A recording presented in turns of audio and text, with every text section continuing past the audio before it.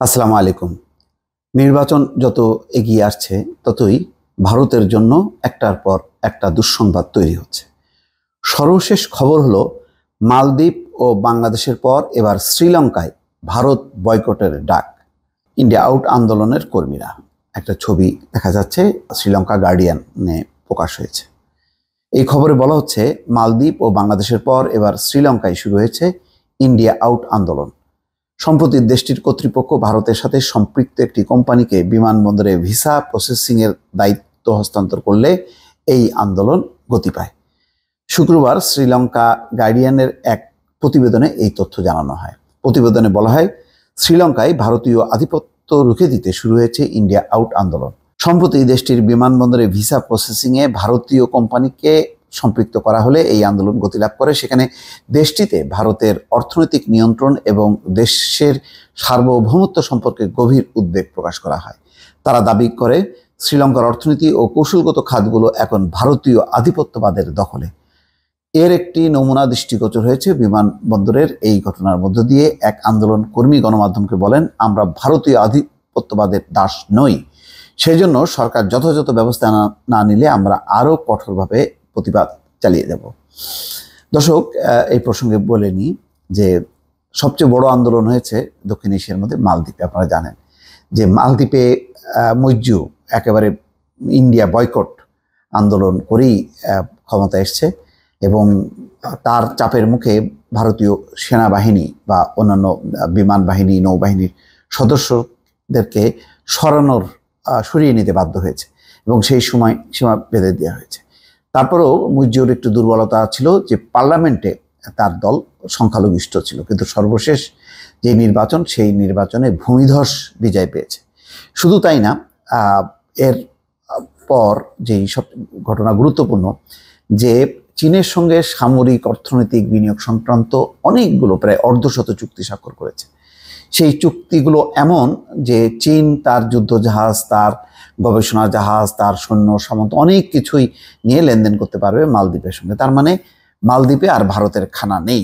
এবং সর্বশেষ নির্বাচনের মধ্য দিয়ে মুজিবুর দলের যে বিজয়, সেই বিজয়ে আরও প্রমাণিত হলো যে শুধু প্রেসিডেন্ট নির্বাচন না, পার্লামেন্টারি যে নির্বাচন, সেই নির্বাচনেও ভারতের পক্ষের যেই দলগুলো আছে তাদের একেবারেই সঙ্গীন অবস্থা।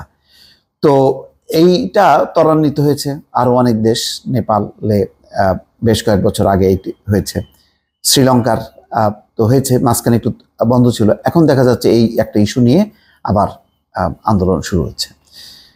একজন গণমাধ্যমকে বলেন, আপনি দেখতে পাচ্ছেন যে আমরা এখন ন্যাশনাল ইমিগ্রেশন অফিসের সামনে আছি। এখান থেকে ভিনদেশি ও অশ্রীলঙ্কানদের হাতে আমাদের রাষ্ট্রীয় অধিকার হস্তান্তর করা হয়েছে। আমরা এখানে প্রতিবাদ জানাতে এসেছি। আমাদের সাম্প্রতিককালে এই ঘটনাকে আলাদা কোনো ইস্যু হিসেবে দেখি না, বরং এটিকে আমাদের অর্থনীতি ও রাষ্ট্রের কৌশলগত খাতগুলোকে দখলে নেয়ার বৃহত্তর ভারতীয় প্রচেষ্টার একটি সংযুক্ত হিসেবে দেখি। ভারতের সমস্যা হলো যে ভারতের এত বেশি তারা নিজস্ব স্বার্থের জন্য বলিয়ান যে বাংলাদেশের নির্বাচন গণতান্ত্রিক হলো কি হলো না কোনো নেই। এবং সাম্প্রতিক যে একটা রিপোর্টে দেখা গেছে যে ভারত এবং মার্কিন যুক্তরাষ্ট্র চেয়েছিল যাতে বিএনপি নির্বাচনে আসুক। সেক্ষেত্রে মার্কিন যুক্তরাষ্ট্রের পরামর্শ ছিল একটা মুক্ত, অবাধ, নিরপেক্ষ নির্বাচন, আর ভারতের পরামর্শ ছিল আসন ভাগাভাগি। তার মানে জাতীয় পার্টিকে কিছু আসন দিল, বিএনপিকে আরও শতখানিক আসন দিল। এই রিপোর্টগুলোতে যেটা এসছে, এর মধ্যে দিয়ে একটা জোড়াতালি দিয়ে একটা কোনোরকম একটা পার্লামেন্ট হোক, বাংলাদেশের গণতন্ত্র বিকাশ হোক, জবাবদিহিতা নিশ্চিত হোক, দুর্নীতি বা অপশাসনের অবসান হোক, এটা বড় বিষয় না। ভারতের কাছে মুখ্য বিষয় হচ্ছে তার আঞ্চলিক নিরাপত্তা, তার আঞ্চলিক অর্থনৈতিক বিনিয়োগ স্বার্থ। সেই স্বার্থের কারণে বাংলাদেশ গণতন্ত্রহীন বলে অনেকে মনে করেন। ফলে সরকার যদিও ভারতের সমর্থক, কিন্তু সাধারণের মাঝে কিন্তু যথেষ্ট পরিমাণ ভারত বিরোধিতা একটি দানা বেঁধেছে এবং পণ্য বর্জন আন্দোলন কিন্তু যথেষ্ট পরিমাণ গতি পেয়েছে এবং সেটি নিয়ে ভারতের পত্রপত্রিকাগুলোতেও উদ্বেগ, উৎকণ্ঠা প্রকাশ করা হয়েছে। তো সব মিলিয়ে এখন শ্রীলঙ্কাতেও একটি বয়কট আন্দোলন শুরু হয়েছে। তো সব সব মিলিয়ে ভারতের আশেপাশের প্রতিবেশী আর কেউই নেই।